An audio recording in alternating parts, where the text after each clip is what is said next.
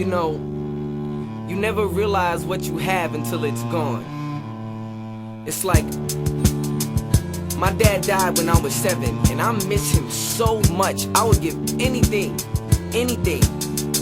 just to hold him and talk to him just one more time, just to see him once more. But let me tell you something. You take care of the people, you love the people that you got. 'Cause once they're gone, they're gone.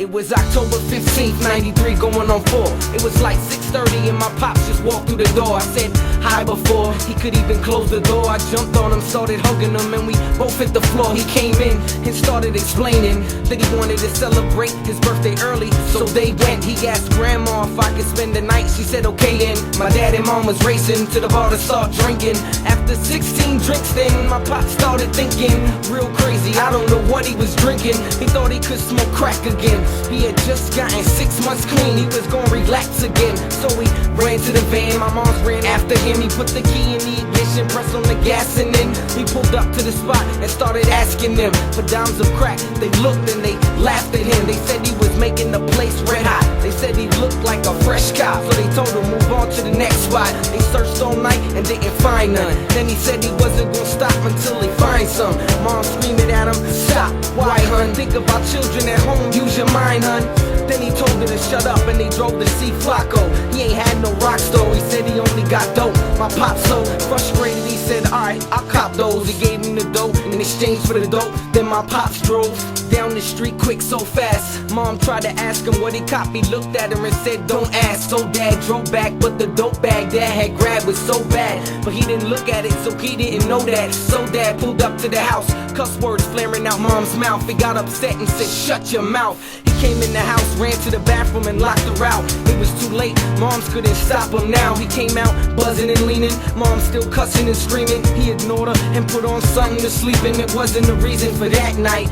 He tried sleeping but he couldn't act right. Mom still mad hyping all along, she just thought it was the crack pipe. Little did she know it was gonna be dad's last night. Now it was 1 o'clock and they both were sleeping. She got up every hour on the hour to check him and see him. Then when she woke up the next day, he wasn't breathing. She called for Uncle Billy and they both started screaming. They gave him CPR and tried reviving him, but they was too late, there was nothing left alive in him. Then they prayed to God for a second chance he might give him.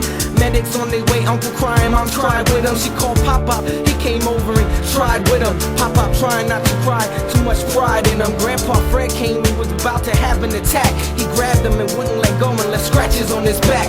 And I was eating breakfast, my whole family was crying. I didn't know yet, so I was laughing and trying to ask what happened. They said nothing, I said stop lying. Then my mom came up and told me dad had died and I screamed. Went to the room to blow off steam, started praying to God, praying it was a dream. But it wasn't, what I was seeing and hearing was true. What should I do? My dad was someone I didn't want to lose. Now it's a whole day later, we at the funeral. It felt like someone had sliced the room in two. And mom was upset, she was fuming through and through. Plus we all thought dad was so beautiful. A couple days later, he drove away in a hearse. But now I thank God, cause I broke the generational curse. But I miss him, and I would trade it all just to kiss him, just so he can hold me over his shoulder and I can be with him. I wish, but that's the story of Fred and his son Jay. Maybe I'll get to see him in heaven one day. But that's the story of Fred and his son Jay. Maybe I'll get to see him in heaven one day.